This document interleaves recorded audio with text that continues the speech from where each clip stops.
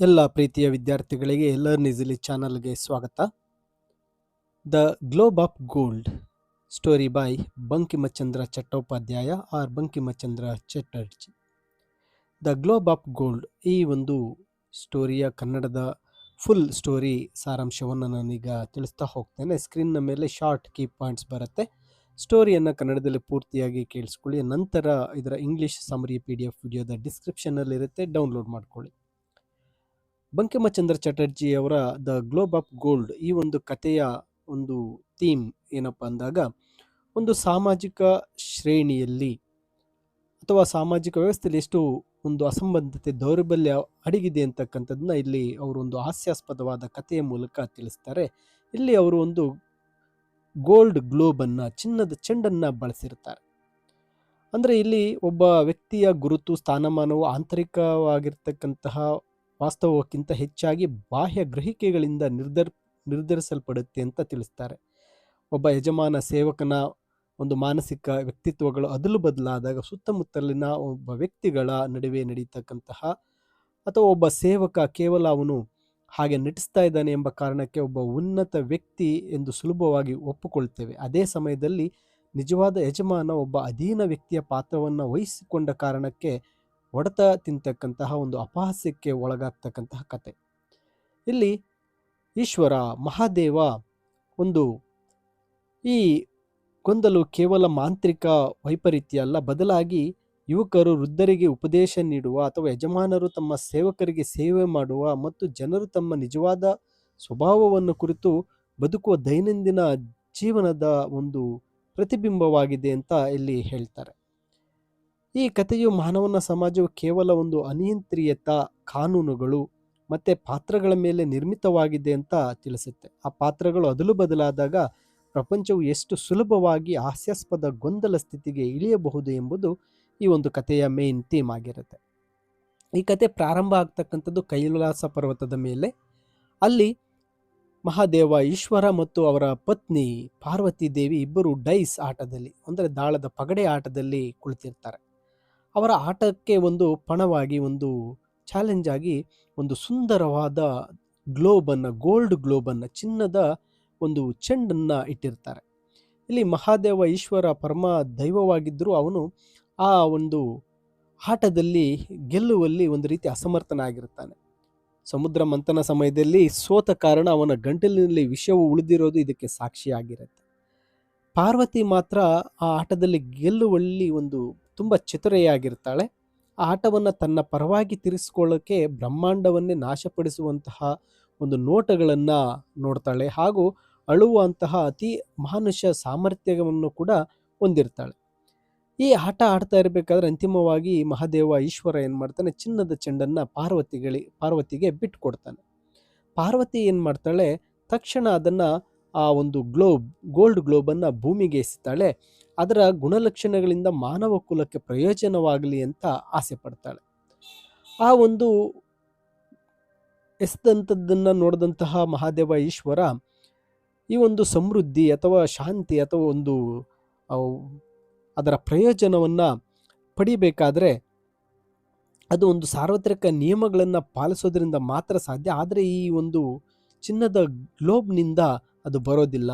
ಇಂತಹ ವಸ್ತು ನಿಯಮಗಳನ್ನು ಮುರಿಯಲು ಬಳಕೆಯಾದರೆ ಅದು ತುಂಬ ಹಾನಿಯನ್ನು ಉಂಟು ಮಾಡುತ್ತೆ ಅಂತ ಮಹಾದೇವ ಪಾರ್ವತಿಯನ್ನು ಎಚ್ಚರಿಸ್ತಾನೆ. ಪಾರ್ವತಿಗೆ ಆ ಒಂದು ಪಾಠ ಕಲಿಸಲು ಈಶ್ವರ ಏನು ಮಾಡ್ತಾನೆ, ಆ ಒಂದು ಗ್ಲೋಬ್ಗೆ ಒಂದು ವಿಶೇಷ ಗುಣವೊಂದನ್ನು ತುಂಬುತ್ತಾನೆ. ಅದರಿಂದಾಗುವ ಒಂದು ಗೊಂದಲವನ್ನು ನೋಡಲು ಪಾರ್ವತಿಗೆ ಹೇಳ್ತಾನೆ. ಕಥೆಯು ನಂತರ ಕಾಳಿಕಾಂತ ಬಾಬು ಎಂಬ ಒಬ್ಬ ಒಳ್ಳೆಯ ಸ್ಥಾನದಲ್ಲಿರ್ತಕ್ಕಂತಹ ವ್ಯಕ್ತಿಯ ಕಡೆಗೆ ಬರುತ್ತೆ. ಅವನು ತನ್ನ ಚಿಕ್ಕ ವಯಸ್ಸಿನ 2ನೇ ಹೆಂಡತಿ ಕಾಮಸುಂದರಿಯನ್ನು ಅವಳ ಒಂದು ಶ್ರೀಮಂತ ತಂದೆಯ ಮನೆಯಲ್ಲಿ ಭೇಟಿ ಮಾಡಲು ಪ್ರಯಾಣ ಮಾಡ್ತಾ ಇರ್ತಾನೆ. ಆತ ತನ್ನ ಒಬ್ಬ ಸೇವಕ ಆಳು ರಾಮನೊಂದಿಗೆ ಹೋಗ್ತಾ ಇರಬೇಕಾದ್ರೆ ಕಾಳಿಕಾಂತನಿಗೆ ದಾರಿಯಲ್ಲಿ ಆ ಚಿನ್ನದ ಚೆಂಡು ಬಿದ್ದಿರುವುದು ಕಾಣಿಸುತ್ತೆ, ಆ ಗೋಲ್ಡನ್ ಗ್ಲೋಬ್ ಕಾಣಿಸುತ್ತೆ. ಅದು ಬೆಲೆ ಬಾಳುವ ವಸ್ತು ಅಂತ ಅವನು ನಂಬುತ್ತಾನೆ. ಅದನ್ನು ಜೋಪಾನವಾಗಿ ಇಡು ಅಂತ ಹೇಳಿ ಆ ಒಂದು ಚೆಂಡನ್ನು ರಾಮುಗೆ ಕೊಡ್ತಾನೆ. ರಾಮು ಆ ಚೆಂಡನ್ನು ತನ್ನ ಬಟ್ಟೆಯಲ್ಲಿ ಬಚ್ಚಿಟ್ಟುಕೊಂಡ ತಕ್ಷಣವೇ ಅಲ್ಲಿ ಆ ಒಂದು ವ್ಯಕ್ತಿತ್ವಗಳ ಅದಲು ಬದಲಾಗತ್ತೆ. ಅಂದರೆ ಆ ಒಂದು ಗ್ಲೋಬ್ನ ಒಂದು ದೈವಿಕ ಗುಣದಿಂದಾಗಿ ಮಾನಸಿಕ ವ್ಯಕ್ತಿತ್ವದ ವಿನಿಮಯ, ಅಂದರೆ ಮನಸ್ಸುಗಳು ಚೇಂಜ್ ಆಗುತ್ತೆ. ಅಂದರೆ ರಾಮ ಈಗ ಆ ಕಾಳಿಕಾಂತ ಬಾಬು ಆಗ್ತಾನೆ. ಕಾಳಿಕಾಂತ ಬಾಬು ಆ ಸೇವಕ ರಾಮನಾಗಿ ಬದಲಾಗ್ಬಿಡ್ತಾನೆ. ರಾಮನು ತಕ್ಷಣ ತಾನೇ ಒಂದು ಯಜಮಾನ, ಕಾಳಿಕಾಂತ ಬಾಬು ಒಂದು ಸೇವಕ ಅಂತ ಮನಸ್ಸು ಅಲ್ಲಿ ಬರುತ್ತೆ. ಈ ಕಡೆ ಕಾಳಿಕಾಂತನು ತಾನು ಸೇವಕ, ರಾಮನ ಒಬ್ಬ ಗುಲಾಮ ಅಂತ ಆತ ಕೂಡ ದೃಢವಾಗಿ ನಂಬ್ತಾನೆ. ಈ ಮಾನಸಿಕ ಬದಲಾವಣೆ ದೈಹಿಕ ಅಭಿವ್ಯಕ್ತಿಗೆ ತಕ್ಷಣ ಮತ್ತೆ ಅದು ಒಂದು ಹಾಸ್ಯಾಸ್ಪದವಾಗಿ ಬದಲಾಗ್ಬಿಡುತ್ತೆ. ರಾಮನು ಆ ಒಂದು ಸಾಮಾನಿನ ಪೆಟ್ಟಿಗೆಯನ್ನು ಮನೆಗೆ ತೆಗೆದುಕೊಂಡು ಹೊರಲು ನಿರಾಕರಣೆ ಮಾಡ್ತಾನೆ. ನಾನೊಬ್ಬ ಯಜಮಾನ ಅಂತ ಹೇಳ್ತಾನೆ. ಇದರಿಂದ ಕಾಳಿಕಾಂತನು ಆ ಭಾರವಾದಂತಹ ಹೊರೆಯನ್ನು ತನ್ನ ತಲೆಯ ಮೇಲೆ ಹೊತ್ತು ತನ್ನ ಸೇವಕನಾಗಿರ್ತಕ್ಕಂತಹ ರಾಮುವಿನ ಹಿಂದೆ ನಡೀತಾನೆ. ರಾಮು ಕಾಳಿಕಾಂತನಿಗೆ ಮರ್ಯಾದೆ ಇಲ್ಲದವನೆಂತ ಬಯಲು ಶುರು ಮಾಡ್ತಾನೆ. ಅದಕ್ಕೆ ಕಾಳಿಕಾಂತನು ಒಬ್ಬ ಸೇವಕ ವ್ಯಕ್ತಿಯಂತೆ ವಿನಯದಿಂದ ಆ ಒಂದು ಉತ್ತರವನ್ನು ಕೊಡ್ತಾ ಹೋಗ್ತಾನೆ. ಅವರು ಮಾವನ ಮನೆಗೆ ತಲುಪಿದಾಗ ಮತ್ತಷ್ಟು ಈ ಗೊಂದಲ, ಕನ್ಫ್ಯೂಷನ್ ಜಾಸ್ತಿ ಆಗುತ್ತೆ. ಅಲ್ಲಿ ಆ ಸೇವಕ ಸಾಮಾನು ಹೊತ್ತು ಬರ್ತಾ ಇರೋದನ್ನ ಮತ್ತೆ ದಣಿ ಮುಂದೆ ನಡೀತಾ ಇರೋದನ್ನ ಕಂಡಂತಹ ದ್ವಾರಪಾಲಕ ರಾಮ್ ದೀನ್ ಪಾಂಡೆ ತುಂಬ ಗೊಂದಲಕ್ಕೆ ಒಳಗಾಗ್ತಾನೆ. ಆದರೆ ಕಾಳಿಕಾಂತ ರಾಮನಿಗೆ ನೀಡುವ ಗೌರವವನ್ನು ನೋಡಿ ರಾಮನೇ ವೇಷ ಮರೆಸಿಕೊಂಡಿರ್ತಕ್ಕಂಥ ದೊಡ್ಡ ಮನುಷ್ಯ ಇರಬೇಕು ಅಂತ ಹೇಳಿ ಆ ಒಬ್ಬ ಕಾವಲುಗಾರ ದ್ವಾರಪಾಲಕ ರಾಮ್ ದೀನ್ ಪಾಂಡೆ ನಂಬುತ್ತಾನೆ.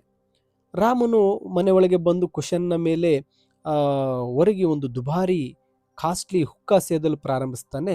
ಇಲ್ಲಿ ನಿಜವಾದ ಕಾಳಿಕಾಂತನು ಸೇವಕರ ಕೊಠಡಿಗೆ, ಆಳುಗಳಿರ್ತಕ್ಕಂಥ ಕೊಠಡಿಗೆಯನ್ನು ಹುಡುಕಿ ಅಲ್ಲಿ ಹೋಗಿ ಕೂತ್ಕೊಂಡು ಸಾಮಾನ್ಯವಾಗಿರ್ತಕ್ಕಂಥ ಒಂದು ಬೀಡಿ ಪೈಪ್ ಸೇದಲು ಶುರು ಮಾಡ್ತಾನೆ. ನಂತರ ಇಲ್ಲಿ ಏನು ನಡೀತಾ ಇದೆ ಅಂತ ನೋಡಿದಾಗ, ತಾನು ಧೂಮಪಾನ ಮಾಡಲು ಆ ಒಂದು ದಣಿಗಳ ಮುಂದೆ, ಅಂದರೆ ತನ್ನ ಯಜಮಾನನ ಮುಂದೆ ತಾನು ಧೂಮಪಾನ ಮಾಡಲು ಸಾಧ್ಯ ಇಲ್ಲ ಅಂತ ಹೇಳಿ ಕಾಳಿಕಾಂತ ಆಟ ಆಡಿತಾನೆ. ಈ ನಡವಳಿಕೆಯಿಂದ ಮನೆಯ ಕೆಲಸಗಾರರು ಮತ್ತೆ ಆ ಕಾಳಿಕಾಂತನ ಮಾವ ನೀಲರತನ್ ಬಾಬು ಅವರು ರಾಮನು ಒಬ್ಬ ಉನ್ನತ ದರ್ಜೆಯ ಅತಿಥಿ, ಒಳ್ಳೆ ಗೆಸ್ಟ್ ಮತ್ತೆ ಅಂತ ಅಂದ್ಕೋತಾನೆ. ಅಳಿಯನು ಅವನಿಗೆ ಒಂದು ವಿಚಿತ್ರವಾದ ಆದರೆ ಹೆಚ್ಚಿನ ಗೌರವವನ್ನು ನೀಡ್ತಾ ಇದ್ದಾನೆ ಅಂತ ಅವರು ಕೂಡ ನಂಬ್ತಾರೆ. ಈ ಹುಚ್ಚುತನವು ಮನೆಯ ಕೆಲಸದವಳು ಬಿಂದಿಗೆಯವರೆಗೂ ಹರಡುತ್ತೆ. ಕಾಳಿಕಾಂತನ ಅವಳನ್ನು ಮನೆಯ ಯಜಮಾನಿಗೆ ನೀಡುವ ಗೌರವ ಕೊಟ್ಟು ಅವಳನ್ನು ಮಾತಾಡಿಸ್ತಾನೆ. ಅವಳು ತುಂಬ ಹುಬ್ಬಿ ಹೋಗ್ತಾಳೆ. ಆ ಮನೆಯಲ್ಲಿ ಈ ಪರಿಸ್ಥಿತಿ ಒಂದು ರೀತಿ ಕನ್ಫ್ಯೂಷನ್ ಉತ್ತುಂಗಕ್ಕೆ ಏರ್ಬಿಡುತ್ತೆ. ಕಾಳಿಕಾಂತನು ಸರಿಯಾದ ಊಟವನ್ನು ನಿರಾಕರಣೆ ಮಾಡ್ತಾನೆ. ಬದಲಿಗೆ ಒಂದು ಮನೆಯ ಆಳುಗಳಿಗೆ, ಸೇವಕರಿಗೆ ನೀಡತಕ್ಕಂಥ ಸಾದಾ ಗಂಜಿ, ಬೆಲ್ಲದಂಥ ಆಹಾರವನ್ನು ಕೇಳ್ತಾನೆ.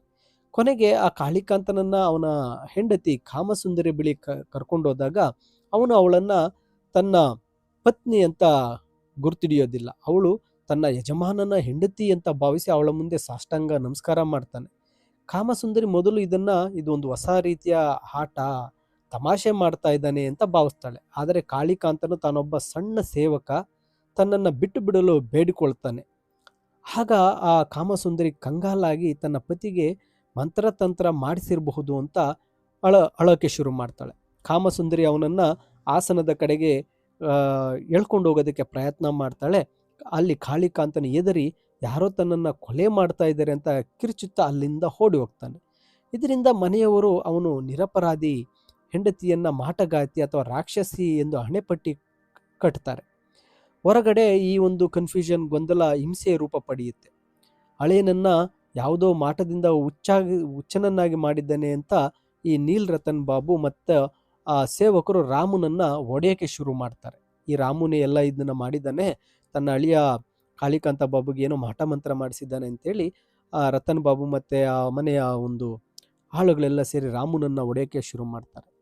ತಾನೇ ದಣಿ ಎಂಬ ಭ್ರಮೆಯಲ್ಲಿರ್ತಕ್ಕಂತಹ ರಾಮು ಒಳ್ಳೆ ಸಾಮಾನ್ಯನಂತೆ ತನಗೆ ಹೊಡೆಯುತ್ತಾ ಇರೋದನ್ನ ನೋಡಿ ತುಂಬ ಕೋಪಗೊಳ್ತಾನೆ. ಈ ಜಗಳದ ನಡುವೆ ಆ ರಾಮುವಿನ ಬಟ್ಟೆಯಲ್ಲಿರ್ತಕ್ಕಂತಹ ಗೋಲ್ಡನ್ ಗ್ಲೋಬ್ ಏನು ಮಾಡುತ್ತೆ, ಬಟ್ಟೆಯಿಂದ ಕೆಳಗೆ ಬೀಳುತ್ತೆ. ಮತ್ತೆ ಅದನ್ನು ಕೆಲಸದವಳು ತರಂಗ ಎತ್ಕೊಳ್ತಾಳೆ.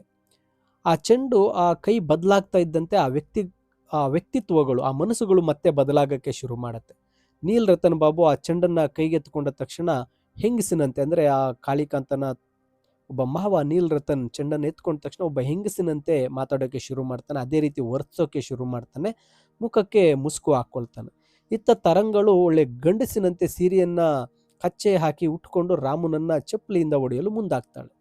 ಸೇವಕರು ತಮ್ಮ ದನಿಗಳನ್ನ ಗುರುತಿಸದ ಮತ್ತೆ ತಮ್ಮ ಯಜಮಾನರನ್ನ ಮತ್ತೆ ತಮ್ಮ ಸೇವಕರನ್ನ ಮೇಲಾಧಿಕಾರಿಗಳಂತೆ ನಡೆಸ್ಕೊಳ್ತಕ್ಕಂತಹ ಒಂದು ಆ ವಿಚಿತ್ರವಾದ ವಾದಗಳೊಂದಿಗೆ ಆ ಮನೆಯ ಪರಿಸ್ಥಿತಿ ಪೂರ್ತಿಯಾಗಿ ಕನ್ಫ್ಯೂಷನ್, ಗೊಂದಲ ಆಗಿ ಹದಗೆಡುತ್ತೆ.